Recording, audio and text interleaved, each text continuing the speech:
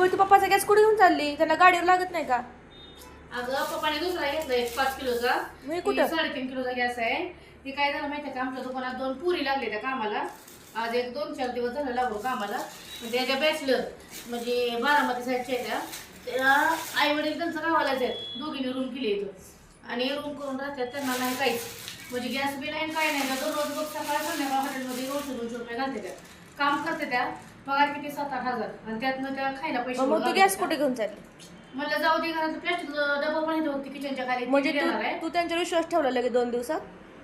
कसं असते मग 2 पुरी आहे. मी पण एक पुरीची आई आहे आणि 2 पुरीच आहे त्या असं बाहेर खाते त्या हॉटेलमध्ये. मग मला पण नाही चांगलं वाटलं. बरं थांब आता, उद्या जर मीच कुठे गेले बाहेर कामाला मला कोण दिल का असा गॅस?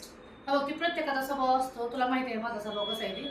मग मला नाही चांगलं वाटलं त्यांचं की सारखं हॉटेलमध्ये जेवायला जातात काय. मग त्यांना म्हणलं घरात एक गॅस आहे आमच्या ड्रायव्हर साहेबांचा आहे, म्हणलं तुम्हाला आणून देते, तुम्ही भरून घ्या फक्त ते गॅस. आणि घरात 5-6 डबं पण आहेत खाली आतमध्ये प्लॅस्टिकचं, ती मी त्यांना देणार आहे. जरा काय डाळी बिळी काय त्यांचं सामान असेल ते भरून ठेवते काय. आणि त्यांना म्हणलं तुम्ही स्वयंपाक करून खावा, कारण रोज रोज हॉटेलमध्ये जाऊन ते पैसे आले ते शिकायला ॲडमिशन घेतले आणि घरची परिस्थिती म्हणजे आपल्यासारखंच परिस्थिती नाही एवढी व्यवस्थित.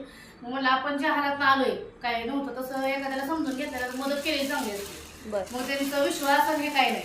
आता आपण मदत केली एवढी तर त्या विश्वास सोडायचं त्यांच्या आता विश्वासासाठी थोडी आपण मदत करतोय.